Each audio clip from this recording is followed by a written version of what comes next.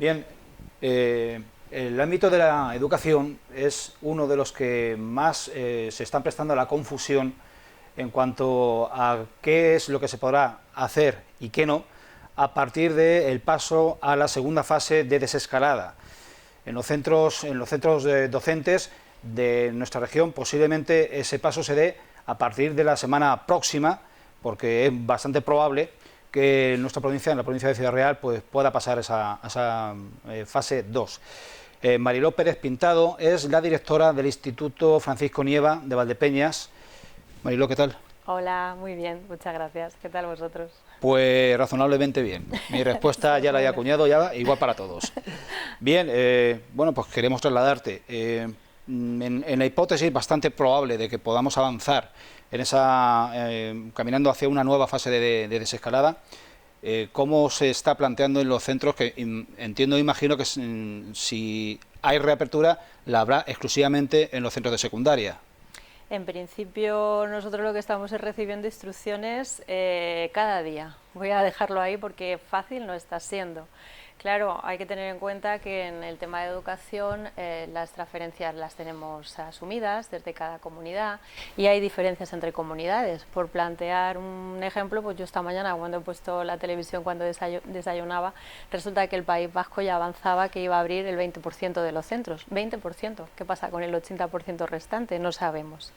¿Qué va a pasar en nuestra comunidad? De momento nosotros hemos recibido instrucciones de cara a ese paso inminente, a esa fase 2 a partir del 1 de junio, indicándonos que, como tú dices, la asistencia del alumnado sería voluntaria y exclusivamente dirigida a dos niveles, a segundo de bachillerato y a segundo de formación profesional de grado medio superior.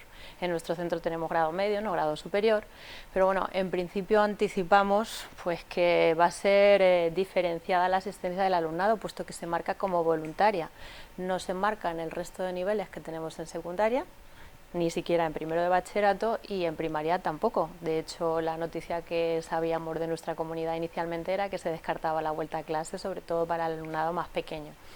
¿Cómo se plantea eso? Pues nosotros estamos haciendo un sondeo también entre el alumnado para saber si realmente quiere asistir ahora a clase y, por supuesto, contemplando todas las medidas desde el punto de vista sanitario y de seguridad que nos indica tanto a nivel estatal como a nivel autonómico y de la propia consejería.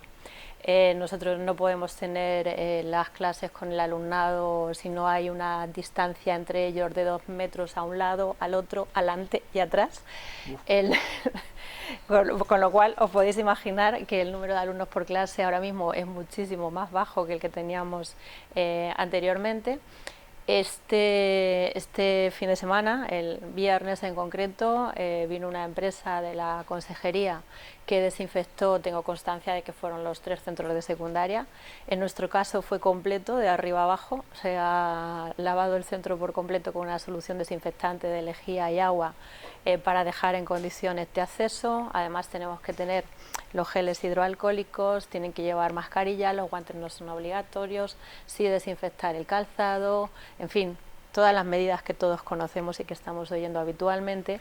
Y además, como decía, tiene que ser voluntario, es decir, tiene que ser una decisión de la familia y también del alumnado, y en principio, por lo que llevamos sondeado, pues el alumnado más o menos que vemos que tiene más interés en asistir es el alumnado de segundo de bachillerato de cara a esa preparación de la EBAU, y además solamente en algunas materias, porque claro, llevan un trabajo hecho ya en casa solos, se han acostumbrado, se han habituado, y consideran que en algunas materias que a lo mejor son más de estudiar y que simplemente es prepararse de una manera ellos planificada, pues que no necesitan ahora mismo el refuerzo, y sin embargo pues en otras materias que pueden tener un contenido más práctico, pues sí lo están viendo como una posibilidad. Hasta ahora lo único que te puedo decir es que lo estamos valorando de cara a planificarlo, porque no podemos tener más de 12 alumnos en cada clase, de las que antes a lo mejor entraban 30, y que además eso tiene que estar con unas medidas, porque solamente puede haber, tiene que ser solamente de una dirección, unidireccional el paso y la salida, para que entren por un sitio y salgan por otro, en fin, todas esas cuestiones. Queda a criterio de las familias y de los alumnos el ir o no a clase, pero ¿queda a criterio de cada dirección de centro el abrir o no? Pues sí, eso es lo que lo tengo que decir así, no me queda otra.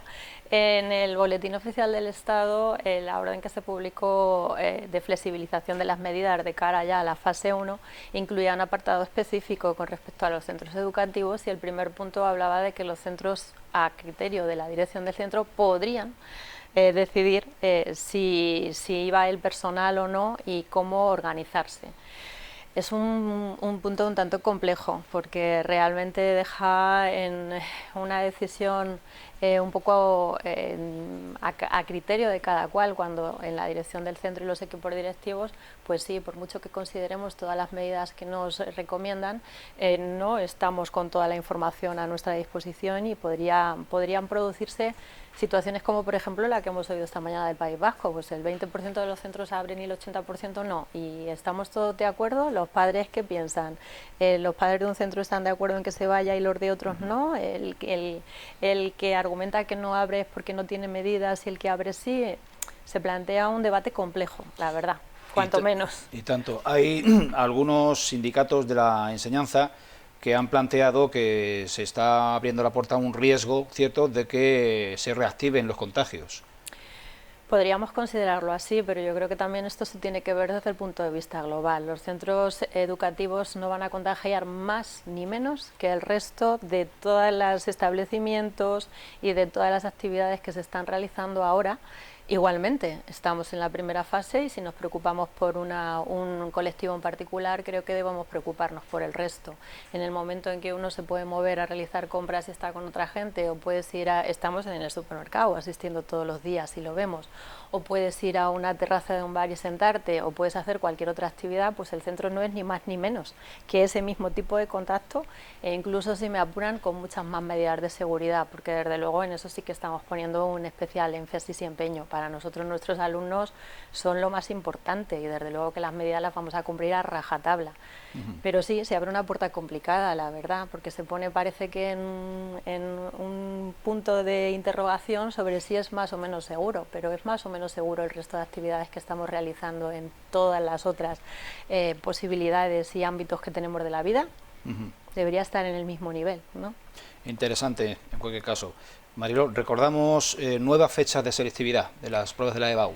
Pues sí, porque son muy importantes también, es lo que más preocupa al alumnado de segundo bachillerato. Van a ser presenciales, con lo que ello implica y lo que asusta a la gente.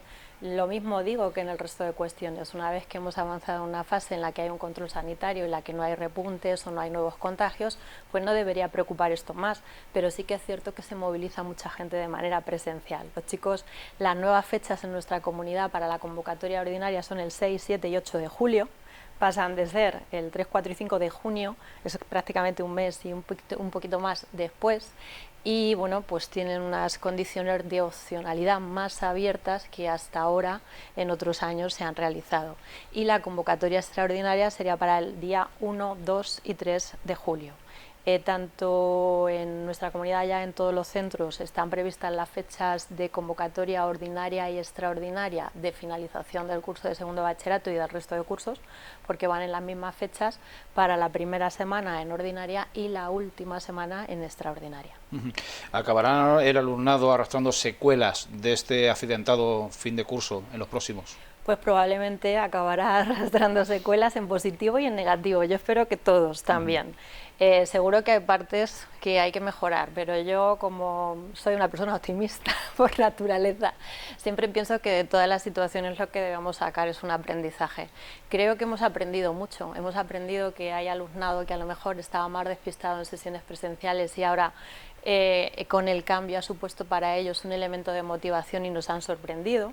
Hay otro alumnado que ha sido al revés, han demostrado una madurez y una autonomía que me alegra muchísimo comprobar y que de otra manera quizá era más difícil de ver en el día a día cuando siempre los llevamos de la mano, y nos abre un mundo de posibilidades de cara a las tecnologías que creo que todos deberíamos tener muy en cuenta, porque en muchas ocasiones hemos visto que el alumnado se ha adaptado con mucha más facilidad que los padres, las familias o los profesores incluso, porque al fin y al cabo se mueven en este mundo de tecnologías, y para ellos el móvil es un elemento más, y hoy en día es un ordenador personal en una mano.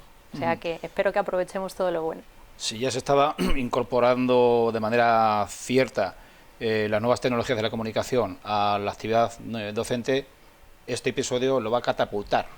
Yo creo que sí, que ha supuesto un cambio importante porque mucha gente que, bueno, justificaba a lo mejor el no uso porque no había necesidad, ahora sí que la ha habido y ahora se ve que hay otras posibilidades que son muy amplias y que no son nada desdeñables. Eso no significa que se abandone la forma tradicional en absoluto, sino que ambas deben de convivir y que se debe de sacar partido a una nueva forma de plantear la educación mucho más abierta, mucho más amplia, mucho más coordinada, interactiva entre el profesorado para no agobiar con materias separadas y para que haya un protagonismo del alumno y de la alumna que yo creo que debe ser fundamental hoy en día. A mí me parece que esa oportunidad deberíamos aprovecharla, ¿sí?